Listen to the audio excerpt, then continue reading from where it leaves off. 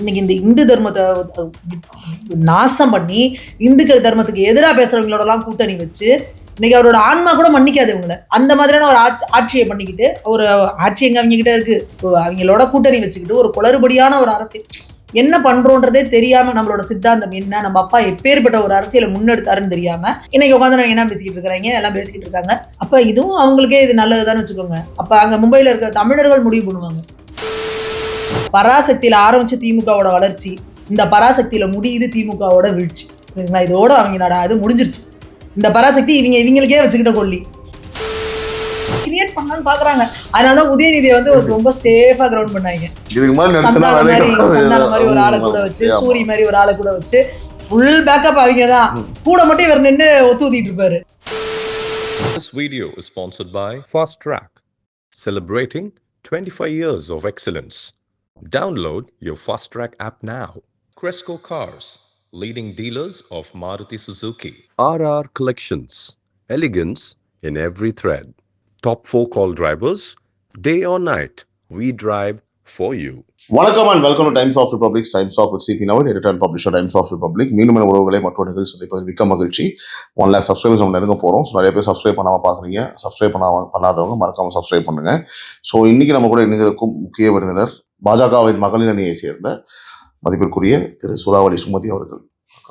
வணக்கம். நல்லா இருக்கீங்களா? நல்லா இருக்கேன். நீங்க எப்படி இருக்கீங்க? நல்லா இருக்கேன். ஜெயலலிதா அம்மையார் மேல ஒரு குற்றச்சாட்டு, ஒரு குறிப்பிட்ட ஒரு ஆட்சி காலம் வந்து அவங்க சரியா நடத்தல அப்படின்னு சொல்லி ரோட்ல வந்து நம்ம நிக்க வச்சிருக்காங்க. 5 நாள் 6 நாள். அடுத்து அந்த அம்மா உணர்ந்து பண்ணாங்க.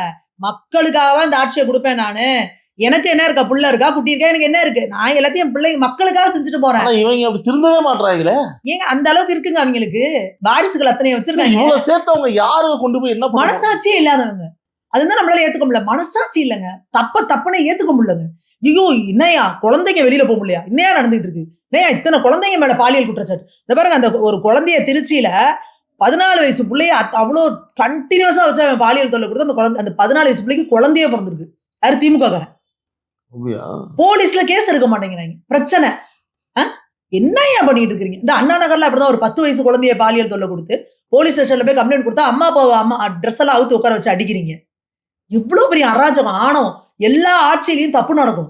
ஆனா மேல இருக்கிறவங்க கருணையே இல்லாம அவங்க மேல நடவடிக்கை. நீங்க யோசிச்சு பாருங்க, இன்னைய வரைக்கும் பெண்கள், நான் அரசியல்ல இல்லாதவங்க கிராமத்துக்கு போங்க, கட்டைக்கோடி கிராமத்துல நெட்டுக்கிட்டு வீட்டுல போனு டிவி கூட இல்லாத ஒரு அம்மா கிட்ட போய், அம்மா ஜெயலலிதா அம்மா ஆட்சியில பொம்பளை பிள்ளை மேல யாராவது கையை வச்சா என்ன பண்ணுவாங்க கேட்டு பாருங்க. எல்லாரும் என்ன சொல்லுவாங்கன்னு. அந்த அம்மா அவ்வளவுதான் கொன்றும். பொம்பளைங்களுக்கு பிள்ளைங்களுக்கு ஒண்ணுன்னா அவ்வளவுதான். எப்படி அந்த அம்மா அதை செஞ்சுச்சு இல்ல? எவ்வளவு பெரிய அதிகாரியா இருந்தாலும் சரி, ஒரு பொண்ணுக்கு இது பண்ணியா தூக்கி போடு காலி பண்ண. அவனை எத்தனை பேரை டிஸ்மிஸ் பண்ணுச்சு, எத்தனை பேரை தூக்கி காலி பண்ணுச்சு, எவ்வளவு பேரை ஈவரக்கெல்லாம அரெஸ்ட் பண்ணாங்க. அதுதாங்க நீ உனக்கு அந்த உன் வீட்டுல பொம்பளை பிள்ளை இருக்குல்ல, உன் பொம்பளை பிள்ளைய நீ என்ன பண்ணுவ? நம்ம பொம்பளை பிள்ளை மேல எவனா கை வச்சா நமக்கு எவ்வளவு கோவம் வரும். அப்படித்தானே கடக்கோடியில் இருக்க இல்லாதப்பட்ட பொம்பளை பிள்ளைனாலும் அதே தானே, அதே வழி தானே அந்த பிள்ளைக்கு, அதே வேதனை தானே, அதே வைத்தறிச்ச தானே, அதே பெத்தவங்க தானே. அந்த உணர்வு உனக்கு இல்ல அப்படின்னா நீங்க ஆட்சி நடத்த தகுதியே இல்லாதவங்க. திரும்ப இந்த திமுக ஸ்டாலின் அவர்களோட மிகப்பெரிய தப்பு என்னன்னா, ஆட்சி என்ன நடக்குதுன்னே தெரியாம இருக்காரு. தப்புனே ஒத்துக்காதவன் அந்த தப்பை எப்படி சரி பண்ணுவான்? ட்வீட் போடுறாப்ல பராசக்தி ஜனநாயகம் எல்லாம். ஏங்க பராசக்தி பார்த்து எப்படி போட சொல்லுங்க அவரை. காங்கிரஸ் கூட்டணி என்ன பண்றீங்க? கூட்டணி நாங்க இன்டாக்டா இருக்கோம் அப்படிங்கிறாங்க. மிரட்டுறது இது எப்படி தெரியுமா? இங்க வேறு ஒழுங்கா என்ன தாவேக்கா கூட பேசிட்டு இருக்க, பராசக்தி படம் எடுத்திருக்கோம் பாத்தியா இல்லையா? இருந்தீங்கன்னா கூட்டணிக்கு வரும். அடுத்து இல்லன்னா தமிழை பத்தி அடுத்த படம் எடுப்பேன். மார்ச் மாசம் ரிலீஸ் பண்ணுவேன். இதே சேம். அதாவது இப்ப நீ எப்படி எமர்ஜென்சி பத்தி ஒரு படம் எடுப்பேன். எப்படி திமுக காரெல்லாம் தூக்கி உள்ள போட்ட, கரவேட்டி கட்டாம நாங்க எப்படி பயந்துட்டு உட்காந்துருந்தோம், ஸ்டாலின் அவர்களே உள்ள தூக்கி போட்டு வாயில மிதிச்ச, அதெல்லாம் அடுத்த படம் எடுப்போம். இப்ப பாருங்க, ஒரே கலர் 2 மாங்க. இப்ப நீ வந்து இந்த ஆட்சியில பங்கு, இந்த பங்கு போங்கெல்லாம் கேட்கவே கூடாது. அமைதியா உட்காரு, குடுகசீல வாக்கு பாத்துக்கோ. தமிழ்நாடு முழுக்க இல்ல, இந்தியாவுல வேற டேமேஜ் பண்ணி நீ எப்படி போவ? இவ்வளவு பெரிய ஒரு விஷயம் நாங்க பண்ணிருக்கோம். எப்படி இந்திய நீ தான் தெரிஞ்சா நாங்க இப்ப நாங்க சொல்லிட்டோம். எப்படி உன சேர்த்துப்பான் அவன்? ஏற்கனவே வந்து எல்லா மேடையிலுமே வந்து டிவிக்கே கூட காங்கிரஸ் கூட்டணி சினிமா கேட்டதுக்கு இல்லைன்னு அவங்களோட ஆட்கள்லாம் சொல்லிட்டு இருக்காங்க. எவ்வளவு பெரிய ஒரு சூசகமான விஷயத்த இவங்க பண்ணிட்டாங்க பாருங்க. நான் உண்மையாவே நேற்று ஃபுல்லா சப்ஜெக்டாவே பேசி இன்னைக்கு நம்ம போடுறோம். நீங்க என்ன யோசிங்களோ சேம் அதேதான் நீங்க வேணா பாருங்க. இப்ப திருச்சி வேலுச்சாமி அவர்கள், இந்த ஜோதிமணி அக்கா, அப்புறம் அந்த ஒரு எல்லாம் அப்படி பேசிட்டு இருக்காங்க. அந்த பிரவீன் சக்கரவர்த்தி இவங்க எல்லாம் பேசிட்டு இருக்காங்க. ஆனா இது இவங்க இப்படியே பேசிக்கிட்டே இருந்தாங்கன்னு கொஞ்ச நாள் அடுத்து எமர்ஜென்சி படம் எடுத்து ரிலீஸ் பண்ணுவாங்க. எமர்ஜென்சியில் நடந்தது என்ன அப்படின்னு சொல்லி இல்ல எமர்ஜென்சி அப்படின்னு போட்டு படம் அடுத்து எடுப்பாங்க. நீங்க வேணா பாத்து கிளியரா லாக் பண்ணிட்டாங்க. அப்போ கமல் ராஜ்யசபா லெட்டர் எழுதுறாரு தேர்தலுக்கான இது ஒரு மிகப்பெரிய ஆயுதமா பயன்படும் அப்படின்னு. யாருக்கு எதிரா யார் அடிக்கிற இல்ல நான் தமிழர்கள் சிம்பிளா கேட்பேன். தமிழ் உணர்வு உள்ள ஒருத்தன் இப்ப எனக்கு ஹிந்திலாம் வேணாண்டா எங்க தாத்தன் தமிழ் இதுக்காக செத்து போனாடுறான் அப்படின்னு நினைக்கிற ஒருத்தன் என்ன அந்த படத்தை பார்த்து நான் பயன்டே காங்கிரஸ் தானே இதெல்லாம் பண்ணுச்சு. நீ உண்மையாலுமே உனக்கு தமிழ் காங்கிரஸ் கூட கூட்டணி வச்சிருக்காரு திமுக கேட்பாங்களா இல்லையா? ஏன் அப்ப நீ அவ்வளவு மனம் கட்டு போயிட்டியா? அப்ப நீ உனக்கு அவ்வளவு சுய மரியாதை இல்லையா? என்ன ஐடியாலஜி மேடம்? அப்ப அப்படிலாம் நீ எதிர்த்த திமுக காங்கிரஸ் நீ ஒரு தமிழன் ஐயோ என் தமிழுக்கு உயிர் ஆபத்து வந்துருச்சே அப்படின்னா அந்த தமிழுக்கு அவ்வளவு பெரிய கெடுதலை செஞ்ச காங்கிரஸ் கூட நீங்க இன்னைக்கு கூட்டணி வைக்கலாமா? அப்ப இவ்வளவுதான் உங்க தமிழ் உணர்வா? அவ்வளவுதான் உங்களுக்கு இங்க இந்த இது இருக்கா? இவங்களே போகணும்னு சொல்லிட்டு என்ன இந்த படத்தை ரிலீஸ் பண்ணிட்டாங்களா? நீங்களே போயிருங்க கூட்டணி விட்டுன்னு சொல்லிட்டு அப்படி ஒரு இருக்குமா? அப்படி எல்லாம் முடியாதுங்க. அதாவது சிம்பிள் மிரட்டுறது. அவங்க உள்ள விட்டு போயிட்டா இவங்களுக்கு பிரச்சனையா இருமே. இப்ப காங்கிரஸ் கிளம்புது அப்படின்னா அடுத்து விசிக வந்து என்ன பண்ணும்? எனக்கு அதெல்லாம் முடியாது, எனக்கு கூட 50 சீட்டு கொடு, அதெல்லாம் முடியாது, எங்களுக்கும் ஒரு ஆட்சியில பங்கு வேணும். பயங்கரமான விசுவாசி. அப்படிலாம் நம்ம நினைக்கவே கூடாது. அதாவது அரசியல்ல எந்த நேரம் எந்த பூனை சிங்கமா மாறும் தெரியாது தேர்தல் நேரத்துல. ஏன்னா அவங்களுக்கு ஓப்பனா இருக்கு. அங்க தாவேக்காவோட பனையூர் பங்களா ஓப்பன்ல இருக்கு கேட்டு. யார் வேணாலும் வாங்க கமான் அவர் கூப்பிட்டு இருக்காரு திமுகவோட கிட்னி எடுக்கிறதுக்கு. ஆட்சியிலும் பங்கு அதிகாரத்திலும் டைலாக் பாருங்க, வார்த்தை கூட மாறாது. அதே திருமாவளவன் பேசின அதே டைலாக் காங்கிரஸ் பேசுது, அதே டைலாக்க விஜயும் பேசுறாரு. ஆட்சியிலும் பங்கு அதிகாரத்திலும் பங்குன்னு இல்ல. அதுக்கு முன்னாடில இருந்தே இவர் அழகிரி எல்லாம் பேச ஆரம்பிச்சுட்டாரு. அப்போ இவங்க எல்லாம் பாருங்க அது அப்படியே ஒரு திமுக சுத்தி வைக்கப்படுற சக்கர வியூகம் அது. அப்போ இந்த சக்கர வியூகத்துல ஆல்ரெடி சக்கர வியூகத்துல மாட்டினவங்க வெளியில வரணும்னா ஒரு பெரிய போர் வீரனா இருக்கணும்னு வச்சுக்கோங்க. இவரே ஒரு பொம்மை வீரன். இவரையே வந்து அவன் அங்கங்க பேக்கப் கொடுத்து முட்டு கொடுத்து அங்கங்க நிக்க வச்சு செட்டப் எல்லாம் போட்டு யாரெல்லாம் விக்கலாம் வச்சு. இருந்தாலும் நீங்க சொல்றீங்க இப்போ ஒரு கம்பை பார்த்தா அவருக்கு ரொம்ப பிடிக்கும், அவர் கம்பு சுத்ததான் பிடிக்கும் போல இருக்குங்க. அந்த கம்பை பார்த்தாலே ஆசையா போய் வாங்கிடுறாரு. சும்மாவே கை கிட்டு ஆடிட்டு இருக்கா. என் கம்பை கொடுத்தா அது கம்பு சுத்துது அவ்வளவுதான். நீ என்னமோ பெரியவர் எம்ஜிஆர் அப்படியே எடுத்தாருன்னா சிலம்பத்தை அப்படி சொல்லட்டிட்டுதான் வைப்பாரு. நான் பந்தை பிடிக்கவில்லை, பந்துதான் என்னை பிடித்து விட்டது. அவர் வேற ஸ்பின்னர் சொல்லிட்டு ஒரு வீடியோ பாக்குறாங்க. ஐயோ எனக்கு உண்மையாலுமே ரொம்ப கிரிக்கெட் எல்லாம் தெரியாதுங்க, ஆனா எனக்கே கேவலமா இருக்கு. ஸ்பின்னர் எல்லாம் பாத்தாங்கன்னா வைத்தறிச்சப்படுவாங்களா இல்லையா? கிரிக்கெட் விளையாடுற பசங்களுக்கு பார்த்தா எவ்வளவு கடுப்பா இருக்கும். இந்த மாதிரி எதையுமே விட்டு வச்சுக்கிறது இல்ல. நடிகர்னா நான் ஒரு சிறந்த நடிகர், நாங்கள்லாம் அந்த காலத்துலங்கிறது. டான்ஸ்னா எங்க அப்பா சூப்பர் டான்சர், எங்க அப்பா ஒரு ஸ்பின்னரு, கம்பு நாங்க எப்படி கம்பு சுத்துவோம் பத்தி அப்படியே சொல்லுவாங்களா. எம்ஜிஆர் அவங்க சொல்லுவாங்க, அவர் குதிரை ஏறுவாரு, சிலம்பு சுத்துவாரு, கத்தி சண்டை எல்லாம் போடுவாருன்னு. அடுத்து கத்தியை கொடுத்துருவாங்க, பாருங்க இங்க எப்படி வால் சண்டை போடுறாரு பாருன்னு. ட்ரோல் ஒரு வீடியோ மேல விஜய் ஒரு இதுல கம்பு சுத்துறாரு, இவரு கம்பு சுத்துறாரு. இவரு ஸ்டாலின் அவர்கள் வந்து சிம்பாலிக்கா எதை சொல்றாருன்னா 2021 இருந்து இப்ப வரைக்கும் நான் என்ன பண்ணிட்டு இருக்கேன், வாக்குறுதிகளை கொடுத்துட்டு செஞ்சுட்டேன்னு பொய்யா சொல்லி கம்பு சுத்திக்கிட்டு இருக்காரு. கம்பு சுத்துறது சூப்பரா பண்ணுவாங்க. போய் கேட்டு அழகா 2வது முறை வாங்கி ஏங்க அவர் பாவங்க, அவர் மிகச்சிறந்த நடிகரா வரணும் தாங்க பிளான் பண்ணாரு. ஆனா அந்த ஒரு படத்திலேயே பாத்தீங்களா, ஐயோ சாமி நீ வந்து நடிச்சேன்னு வச்சுக்கோ திமுக கூடாரமா காலி ஆயிருண்டா, நீ உள்ளதையும் மோசமாக்கிறாத, நீ வந்துரு தயவு செஞ்சு அப்படின்னு ஒரு படத்துல அவரோட ரியாக்ஷன் எல்லாம் பார்த்தோம்னா இவர் சொல்லுவார்ல விஜய் அப்படிங்கிற மாதிரி. டைரக்டர் யாரையாது பாவடா அந்த முன்னாலுமே நீங்க டைரக்டர் நிலைமை யோசிச்சு பாருங்க. அந்த மனுஷன் செத்து பொழைச்சிருப்பாரு. அநேகமா அதுக்கப்புறம் படமே எடுத்திருக்க மாட்டாருன்னு நினைக்கிறேன், அந்த ஃபீல்ட் விட்டு போயிருப்பாரு. அந்த மாதிரி கிரியேட் பண்ணலாம்னு பாக்குறாங்க. அதனால உதயநிதியை வந்து ரொம்ப சேஃபா கிரவுண்ட் பண்ணாங்க. சந்தான மாதிரி ஒரு ஆளை கூட வச்சு, சூரி மாதிரி ஒரு ஆளை கூட வச்சு ஃபுல் பேக்கப் அவங்க தான். கூட மட்டும் இவர் நின்று ஒத்து ஊத்திட்டு இருப்பாரு. அப்ப கிஷோர் சாமி சொல்லுவாரு, அவரு ஹேண்ட் பேக் தான் வந்த அன்சிகாக்கு. நம்ம சொல்லல, அவர் சொன்னதுப்பா. அதனால இவங்களுக்கு என்னன்னா இவங்க முகம் வெளியே தெரியறது காரணம் சினிமா, நடிப்பு, நாடக கம்பெனில வசனம் எழுதுறது. கருணாநிதி அவர்களும் அப்படிதான் வந்தாரு. அதுக்கப்புறம் பராசக்திக்கு வசனம் எழுதினாரு. சிம்பிளா ஒரே ஒரு, அதாவது காலம் வந்து சில விஷயங்களை சிம்பிளா சொல்லும். பராசக்தி அதுலதான் ஆரம்பிச்சது திமுக. ஆஹா ஓகணும், பராசக்தியில ஆரம்பிச்சு திமுகவோட வளர்ச்சி, இந்த பராசக்தியில முடியுது திமுகவோட வீழ்ச்சி. புரியுதுங்களா? இதோட அவங்க அது முடிஞ்சிருச்சு. இந்த பராசக்தி இவங்களுக்கே வச்சுக்கிட்ட கொள்ளி. இவங்க என்ன நினைச்சாங்க, ஆஹா இந்த இந்திய திணிக்கிறாங்க பாருங்க அப்படி இப்படின்னு. அதுல டைலாக்லாம் பாத்தீங்கன்னா திட்டமிட்டே மத்திய அரசுன்னு வச்சிருப்பாங்க. இவங்க என்ன நினைச்சாங்க, பாக்குற மக்கள்லாம் அப்படியே பிஜேபிக்கு அகைன்ஸ்டா அதை திரும்பிடுவாங்க. பிஜேபி என்ன நினைப்பாங்கன்னா, அப்படின்னா பாக்குற மக்கள் என்ன லூசா, அவங்களுக்கு தெரியாது இது நடந்த காலம் என்ன, அது பண்ணது காங்கிரஸ். அதுல கூட இந்திரா காந்தி மாதிரி ஒரு அம்மாவை காட்டுறாங்க பாருங்க. என்னங்க இவங்களுக்கு அவ்வளவு கலைஞர் மாதிரி இந்த ஜாக் மாதிரி ஒரு ஹேர்ஸ்டைல் என்ன கலைஞர் வரலன்னு பார்த்தா டைட்டானிக் ஜாக் மாதிரி ஒருத்தர் நிக்க வைக்கிறாங்க. படத்தை எடுத்தது ஒரு பீரியட் மூவி எடுக்கிறீங்கன்னா எவ்வளவு அழகா. ஏங்க அந்த கங்கனா ரனாவத் இந்திரா காந்தி மாதிரி எடுத்தாங்க இந்த எமர்ஜென்சி. நான் கூட நினைச்சேன் அந்த அம்மாவை வந்து ஒரு மாதிரி கொடூரமா எவ்வளவு பேலன்ஸ்டா பேரல அந்த அம்மா செஞ்ச நல்லதையும் காமிச்சாங்க, அந்த அம்மா செஞ்ச கெட்டதையும் காமிச்சாங்க.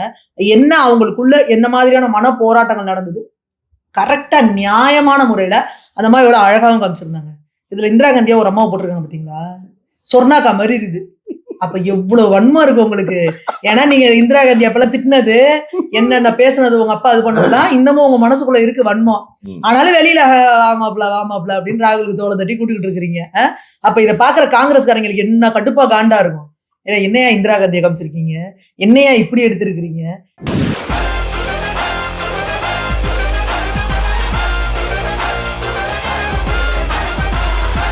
அதுல இந்தி அரக்கினா இந்தி பக்கத்துல இடம் விட்டு அப்ப என்னது, அப்ப என்ன சொன்னாங்க, இந்திரா அரக்கி அப்படின்னு தான் வந்து இவரெல்லாம் வந்து சொல்லிட்டு இருந்தாரு, கருணாநிதி அவர்கள்லாம் அந்த மாதிரி பேசிட்டு இருந்தாங்க. அதை நீங்க அப்படியே இந்தி அரக்கி அப்படிலாம் போட்டு இது யாருக்கு என்ன யோசிக்கவே இல்லைங்க. அதாவது திமுக அப்படிலாம் யோசிக்காமலாம் இறங்க மாட்டாங்க. காங்கிரஸ் டிராப் கண்ணி வெடி காலை வச்சுட்ட எடுத்த காலி. ஆனா மேடம் இதுக்கப்புறமே இவங்க கூட்டணியில தொடர்ந்தாங்கன்னா நீங்க தொடர்ந்து தாங்க ஆகணும். இவங்களுக்கு வேற வழி ஒண்ணு இங்க திமுக இல்ல தாவேக்கா, இது ரெண்டு விட்டா இவங்களுக்கு அது ஓகே. ஆனா இங்க இருந்தா இதுக்கப்புறம் கட்சியே காப்பாற்ற முடியாது. தமிழ்நாட்டுல அவ்வளவுதான். நீங்க குழந்தை கூட பேச ஆரம்பிச்சிட்டாங்க. இப்ப மட்டும் எங்கங்க தமிழ்நாட்டுல இருக்காங்களா காங்கிரஸ், இங்க இது காட்டுங்க. மானம்னு ஒண்ணு இல்லாம போயிடும்ல இதுக்கப்புறம். அதெல்லாம் இருந்தா அவங்க எங்க திமுக கூட்டணியில இருக்காங்க. இங்க வேற அவங்களுக்கும் கிடையாது இவங்களுக்கும் கிடையாது, ரெண்டு பேர் இருந்தாங்கன்னா ஒருத்தர் தூக்கி போட்டு மிச்சிட்டு கிடந்தாங்க. இப்ப எதுக்குங்க அவங்க இதுல வேற ஸ்டாலின் அவர்கள் வந்து ஒரு கண்காட்சி வேற திறந்து வைக்கிறாரு, செயலுக்குள்ள போட்டு அவரை வாயில மிதிக்கிற மாதிரி.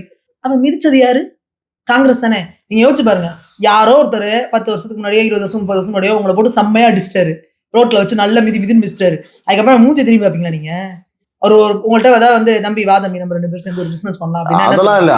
ஒரு பார்த்தா கூட பரவாயில்ல, மணிப்போ மரமும் போயிருவோம். நம்ம கண்காட்சி திறந்து வச்சு பாருங்கள் அப்படின்னு வாயில மிதித்து தரணும். அப்போ போன வாய் தான் போல. இதெல்லாம் ஒரு வீடியோவா எடுத்து வச்சுக்கிட்டு இத சாண்ட்ரா கிரேட் நாங்கெல்லாம் மிஸ்ஸாவையே பார்த்தவர்கள். மிஸ்ஸால யார் கூட இருந்து காங்கிரஸ், அந்த காங்கிரஸ் கூட ஏன் இருக்க நீ, நாங்கெல்லாம் எமர்ஜென்சியாவே பார்த்தவங்க அப்படி சொல்றப்பெல்லாம் நீங்க என்ன பண்றீங்க, காங்கிரஸ்க்கு செக் வச்சுக்கிட்டே இருக்காங்க, பாத்துக்கோ எங்கேயும் நீ போயிடக்கூடாது எங்க கூட தான் இருக்கணும்னு.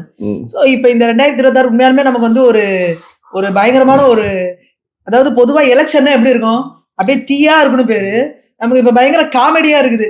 என்னையா படம் எடுத்து எல்லாம் காமெடி பண்ணிட்டு இருக்காங்க, இவருங்கிட்ட பராசக்தியா அவருங்கிட்ட ஜனநாயகம். அதுல வந்து பார்த்தா அதுக்கு பாத்தீங்கன்னா நீ என்ன பராசக்தி வச்சா செக் கொடுக்குற, இரியா உனக்கு நான் செக் வைக்கிறேன்னு காங்கிரஸ்காரங்க ஒட்டுமொத்த பேரும் போய் ஜனநாயகனுக்கு ஆதரவு. பாருங்க சென்சார் போர்ட்ல சர்டிபிகேட் கொடுக்கல, அப்படி பண்ண உனக்கு திமுக பாக்குறாங்க. டேய் நீங்க எங்க கூட கூட்டணியில இருக்கீங்களா இல்ல அவங்க கூட கூட்டணியில இருக்கீங்க, எதுக்குடா எல்லாருமே அங்க போய் இது பண்ணிட்டு இருக்கீங்க அப்படின்னு. பராசக்தி இருக்கும்போது உங்களுக்கு தெரியல, காங்கிரஸ்காரங்க நீ எனக்கு பராசக்தி எடுத்து செக் வைக்கிறீங்களா, நாங்க பாரு ஜனநாயகனுக்கு சப்போர்ட் பண்ணி உனக்கு செக் வைக்கிறோம் காமெடி பண்ணி விளையாடிட்டு இருக்காங்க. நம்ம ஜாலியா என்ஜாய் பண்ணி பாத்துட்டு இருக்கோம், அவ்வளவுதான். இதுல நல்லா என்ஜாய் பண்றது யாருன்னா ஜென்சி கிட்ஸ் வச்சு ட்ரோல் பண்றாங்க பாருங்க, வச்சு செய்யறாங்க பசங்க ஃபுல் ட்ரோல். அதை வச்சுட்டு பராசக்தியில இருந்ததாகட்டும் ஒவ்வொரு சீனையும் போட்டு இவங்க பொத்துனாப்புல இருந்திருந்தாலே அவங்களுக்கு இந்த ஹிஸ்டரி எல்லாம் பொதுவாக அந்த ஜென்சி பசங்க ஹிஸ்டரி எல்லாம் தேடி படிக்க மாட்டாங்க. நீங்களே ஒரு பீரியட் ஃபிலிம் எடுத்து இன்னைக்கு அவன் என்ன பண்றான், அவனுக்கு எல்லாம் இந்த சாட் ஜிபிடில இருந்து எல்லாத்தையும் எப்படி யூஸ் பண்றதுன்னு எனக்கு தெரியுது. இந்த படத்தோட ஒரு சீனை போட்டு இதே இது சம்பவம் நடந்து ஆக்சுவல் இதை கொடுன்னு அவன் கேட்கறான். அவனுக்கு அந்த காலத்து நியூஸ் பேப்பர் வந்துருது, அது ரெண்டையும் போட்டு டேய் பொய் சொல்றியாடா அப்படின்னா பாடி சோடா அப்படின்னு சொல்லி நமக்கு ஆச்சரியமா இருக்கு. நான் இன்னைக்கு நிறைய சின்ன பசங்களை இப்ப ஃபாலோ பண்ண ஆரம்பிச்சிட்டேன். ஏன்னா அவ்வளவு ரெக்கார்ட் எடுத்து போடுறாங்க, பாடுறா மண்டை மேல இருக்க கொண்டைய மறைச்சிட்டியாடா, ஆக்சுவல் இதுல இங்க இருக்காங்க, நீ என்னடா கலைஞர் இங்க இருக்க மாதிரி போட்டிருக்க அப்படின்னு சொல்லி வரிசையா எல்லாம் பசங்க போட்டுட்டு தெரியுறாங்க. அப்போ இந்த புண்ணியமும் வந்து இந்த திமுக கூட்டத்தை தான் சேரும். ஜென்சி கிட்ஸ் எல்லாம் வரலாறு தேடி படிக்க வைக்க ஆரம்பிச்சுட்டாங்க. ஏதோ நல்லது நடந்தா சரி. இறுதியாக அண்ணாமலை அவர்களுடைய சர்ச்சைக்குரிய ஒரு விஷயம் இப்போ ஏதோ போய் பேசியிருக்காங்க, பேசும்போது பெரிய இஷ்யூ ஆயிடுச்சு அப்படின்னு சொல்லிட்டு அதை பத்தி கொஞ்சம் ஷார்ட்டா சொல்லுங்க. இந்தியா முழுக்க இருக்க இந்த புள்ளி வச்ச கூட்டணி இருக்காங்கல்ல, புள்ளி கூட்டணி இண்டி கூட்டணிக்காரங்களுக்கு யாராவது ஒருத்தங்க நேர்மையான ஒருத்தனை ஒரு உண்மையை பேசுறவங்களை பார்த்தா அதுக்குன்னு எரிய ஆரம்பிச்சிடும். சரி. அப்போ இவர் அங்க போய் என்ன சொல்லியிருக்காரு, அந்த பாம்பேல வந்து இப்போ இது நடந்துட்டு இருக்கு, உள்ளாட்சி தேர்தல் நடந்துட்டு இருக்கு. சோ அதுக்கு பிரச்சாரம் பண்ண போறப்ப அவர் சொல்றாரு, நீங்க நினைக்கிற மாதிரி தாராவி அந்த இடத்துல போய் பேசியிருக்காரு. அந்த தமிழர்கள் வாழும் பகுதியில போய் நம்ம இது பண்றாரு, பிரச்சாரம் பண்றாரு. அப்போ அவங்க உடனே சொல்றாங்க, இப்ப நம்ம சொல்றோம் சென்னை அப்படிங்கிறது வந்து ஒரு தமிழ்நாட்டுக்கு மட்டும் கிடையாது, இது ஒரு பெரிய ஒரு மும்பை. அப்ப மும்பைங்கிறது பாத்தீங்கன்னா சென்னையை விட பல மடங்கு பெருசு. உலகம் முழுக்க இருக்கவங்க வந்து அங்க வந்து வணிகம் பண்ணிட்டு இருக்காங்க. சோ அப்ப சென்னை அப்படிங்கிறது வந்து ஒரு இன்டர்நேஷனல் சிட்டி. இது நீங்க வந்து அது வந்து மகாராஷ்டிரான்னு குறிக்கிறாதீங்க, அது ஒரு இன்டர்நேஷனல் சிட்டி அப்படிங்கிறது வந்து ஒரு கிரெடிட். அதுல அந்த பட்ஜெட்ல வேற சொல்றாரு, சென்னையோட பட்ஜெட் இவ்வளவுதான், ஆனா மகாராஷ்டிரா பட்ஜெட் இவ்வளோ. சோ இந்த மாதிரி இருக்கிறப்போ சோ நம்ம அதுக்கு வந்து டபுள் இன்ஜின் சர்க்கார்னு சொல்லுவோம், இப்ப ட்ரிபிள் இன்ஜின் சர்க்காரா வரணும். சோ மோடிஜி இருக்காரு, ஸ்டேட்லயும் இங்க நம்ம தான் இருக்கு, அடுத்து நீங்க உள்ளாட்சி தேர்தலே கொடுத்தீங்கன்னா இதோட growth இன்னும் பெரிய லெவல்ல இருக்கும் அப்படின்னு சொல்லி அவர் பேசுறாரு. இவங்களுக்கு என்ன எரிச்சல்னா, ஐயோ இவங்க இவ்வளவு நாள் டபுள் இன்ஜின் சர்க்கார்னாங்க, அதுக்கே எங்களுக்கு நமக்கு வந்து டங்குவார் அந்து போகுது, என்னடா இவன் திடீர்னு நீங்க வந்து ட்ரிபிள் இன்ஜின் சர்க்காருங்கிறாங்க, என்னடா இதுன்னு சொல்லிட்டு எப்ப ஒரு அரசியல்வாதி கடுப்பான், அவங்க சொன்ன பாயிண்ட் அவங்களை ஏதோ இரிட்டேட் பண்ணிருச்சு, குத்துது. அப்போ அண்ணாமலை அவர்கள் என்ன பேசினாலும் அவங்களுக்கு எதிரில் இருக்கிறவங்களுக்கு எரிய ஆரம்பிச்சிடும். உடனே அவங்க என்ன சொல்றாங்க, நீ தமிழன், நீ வந்து இங்க எப்படா பேசலாம், நாங்க இங்க மராட்டியர்கள் அதை விட்டாங்க தமிழனா. அப்ப நான் கேக்குறேன், இந்த இண்டி கூட்டணியில இருக்கிற அந்த திமுக கொத்தடிமைகளுக்கு எப்படா ஒரு தமிழனை சொல்லலாம், ரோசா வரணுமா வரலையா, வரக்கூடாதா, வரணும்ல. அப்ப நீங்க உடனே இவங்க என்ன பேசுறாங்க, அதுக்கப்புறம் அந்த மேடையிலே சொல்றாங்க அண்ணாமலை வரட்டும் காலை உடைக்கிறேன். அப்படிலாம் ஒரு பயந்தாருன்னா இந்த திமுக இதுல எல்லாம் இங்க வந்து இது பண்ணிருக்க முடியுமா? இங்க இவங்க எல்லாம் என்ன மிரட்டல விட்டாங்க, ஒரு ஆடு கழுத்துல அண்ணாமலை அவர்கள் போட்டோ பண்ணி வெட்டினாங்க, ரத்தமா, அதை பார்க்கலே நமக்கு வைத்த கலக்குச்சு. அண்ணாமலை அவர்களோட குடும்பத்துல இருக்கவங்களுக்கு அதை பாக்குறப்ப எவ்வளவு ஒரு இதா இருந்திருக்கும். அந்த அளவுக்கு இவங்க இந்த கொலகார கூட்டம் இது, இவங்க என்ன வேணா பண்ணுவாங்க. இங்கேயே அவர் போங்கடான்னு கண்ணில் விரல விட்டு ஆட்டிட்டு இருக்காரு. நீ எங்கேயாவது பாம்பேல உட்காந்துக்கிட்டு நான் காலை உடப்பேன்னா அவர் என்ன சொல்லிட்டாரு, நான் வரேன்டா பாம்பேக்கு, நீ தைரியமான ஆம்பளை இருந்தா தொட்டு பாடுறேன்ட்டு அசிங்கப்பட்டு போனீங்களா? இதுதான் சும்மா இருக்குமா? நான் என்ன சொன்னேன், அண்ணாமலை அவர்களே சும்மா இருக்க மாட்டாங்க, அண்ணாமலையோட ஃபேன்ஸே சும்மா இருக்க மாட்டாங்க. அங்க மும்பைல பெரும்பாலான மக்கள் தமிழர்கள் இருக்காங்க. அப்ப அவ்வளவுதான் முடிவுரை எழுதப்பட்டுருச்சு. இதை சொல்றவங்க யாருன்னு பார்த்தா ரொம்ப வேதனையா இருக்கு. இந்த பால் தாக்கரே அவர்களோட வாரிசுகள், அவர் ராஜ் தாக்கரே, இவங்கெல்லாம் அவர் பால் தாக்கரே அவர்களோட போட்டோ யாருன்னே தெரியாம இன்னைக்கு தமிழ்நாட்டுல கூட நிறைய பேரோட வீட்டுல போட்டோ இருக்கும். ஏன்னா அங்க வந்து அந்த அளவுக்கு வந்து இந்துக்களுக்காக அவர் வந்து குரல் கொடுத்தாரு, அந்த சிவசேனான்னு வச்சு எல்லாம் பண்ணாரு. அவருக்கான பிள்ளைகள் இப்படி வந்து பிறந்திருக்கு பாருங்க, இந்த நம்ம சொல்லுவோம் பாருங்க, கலைஞருக்கு இப்படி ஒரு புள்ள பிறந்திருக்கு பாரு அப்படிங்கிற மாதிரி அவங்களுக்கு இப்படி ஒரு புள்ள பிறந்து இன்னைக்கு இந்த இந்து தர்மத்தை நாசம் பண்ணி இந்துக்கள் தர்மத்துக்கு எதிராக பேசுறவங்களோட எல்லாம் கூட்டணி வச்சு இன்னைக்கு அவரோட ஆன்மா கூட மன்னிக்காது இவங்களை. அந்த மாதிரியான ஒரு ஆட்சியை பண்ணிக்கிட்டு, ஒரு ஆட்சி எங்க அவங்க கிட்ட இருக்கு, அவங்களோட கூட்டணி வச்சுக்கிட்டு ஒரு குளறுபடியான ஒரு அரசியல் என்ன பண்றோன்றதே தெரியாம, நம்மளோட சித்தாந்தம் என்ன, நம்ம அப்பா எப்பேற்பட்ட ஒரு அரசியலை முன்னெடுத்தாருன்னு தெரியாம இன்னைக்கு உட்காந்து நாங்க என்ன பேசிக்கிட்டு இருக்கிறாங்க, எல்லாம் பேசிக்கிட்டு இருக்காங்க. அப்ப இதுவும் அவங்களுக்கே இது நல்லதுதான் வச்சுக்கோங்க. அப்ப அங்க மும்பைல இருக்க தமிழர்கள் முடிவு பண்ணுவாங்க, எதையும் எதிர்க்கக்கூட கெப்பாசிட்டி உள்ள ஒரு அண்ணாமலை இருக்காங்க. இது வந்து பாஜகவுக்கு ஃபேவரா தான் முடியும். ஏன்னா அங்க இருக்க மக்களே வந்து அதிருப்தி தெரிவிக்கிறாங்க. அவர் வந்து ஒரு நல்ல ஒரு பாசிட்டிவ் நோட்ல சொன்னா அதே எதிராக எடுத்துக்கிட்டு என்னடா பண்ணிட்டு இருக்கேன், என்னடா பேசிக்கிட்டு இருக்கான் அப்படின்னு சொல்லி கேட்கறாங்க. அதே இண்டி கூட்டணி இருக்க காங்கிரஸ் தமிழ்நாட்டிலையும் தான் உட்காந்துருக்கு. நீங்க அங்க கண்டிக்கணுமா இல்லையா? அது அப்புறம் தமிழ்ல இந்த தமிழக காங்கிரஸ்ல உட்காந்து காங்கிரஸ்ல உட்காந்துருக்கீங்களே தமிழ்நாட்டுல, இந்த கோஷ்டி இது பண்ணும்ல, அது அப்புறம் எங்க தமிழ்நாட்டுக்காரன் நீ சொல்லலாம், அண்ணாமலே எங்களுக்கு பிடிக்காது, அது வேற விஷயம், நீ தமிழன்னு எப்படா குறிப்பிடலாம் கேட்கணும்ல. ஒடிசால போய் முதல்வர் பிரதமர் சொல்லிட்டாருன்னு ஐயோ தமிழர்கள் சொல்லிட்டாரு குச்சாங்கல்ல. அவர் ஒடிசால இருக்கிற ஒருத்தனை சொன்னாரு, ஒரே ஒருத்தரை, அதுக்கு ஒட்டுமொத்த தமிழர்கள்னு சொல்லிட்டாங்கன்னாரு. அதே போல இவர் போய் பீகார்ல சொன்னாரு, திமுக காரங்க அப்படின்னா ஐயோ இல்ல தமிழர்ல சொல்றாங்க. இப்ப அவன் தெளிவுபட தமிழர்கள்னு சொல்றான், அண்ணாமலைன்னு சொல்ல. இங்க மராட்டி தேசத்துல தமிழனுக்கு என்னடா வேலை அப்படின்னு தமிழ்ங்கிற வார்த்தை யூஸ் பண்றான், தமிழர்கள்னு சொல்றான். அப்படி பார்த்தா நம்ம ஸ்டாலின் இங்க வந்து ராகுல் காந்தி அங்க வந்து ஜீப் மாலிட்டு அப்படியே தோத்து போனா. நான் என்ன சொல்றேன், இவர் தயவு செஞ்சு ஸ்டாலினை கூப்பிட்டுக்கோங்க, அந்த பிரச்சாரத்தை கூட்டு பண்ணீங்கன்னா ஊத்திக்கும், நல்லா இருக்கும், எங்களுக்கு ஒரு ரிசல்ட் நல்லா வரும். அதனால தமிழர்கள் அப்படின்னு சொல்லி ஒரு காயின் பண்ணா இவங்களுக்கு தமிழர்கள்னு உணர்வே கிடையாது. தமிழர்கள் என்னன்னே நமக்கு தெரியல, அதை பத்தி நிறைய பேர் சொல்லிட்டு இருக்காங்க, அது ஒரு கான்ட்ரவர்சி போயிட்டு இருக்குன்னு வச்சுக்கோங்க. இவங்களுக்கு தமிழர்கள் நம்மளோட தமிழ்நாட்டுக்கான ஒரு உணர்வு அதெல்லாம் ஒரு மண்ணும் கிடையாது. இவங்களுக்கு தேவை ஆட்சி அதிகாரம், லஞ்சம், ஊழல், கோடியா சுருட்டணும்.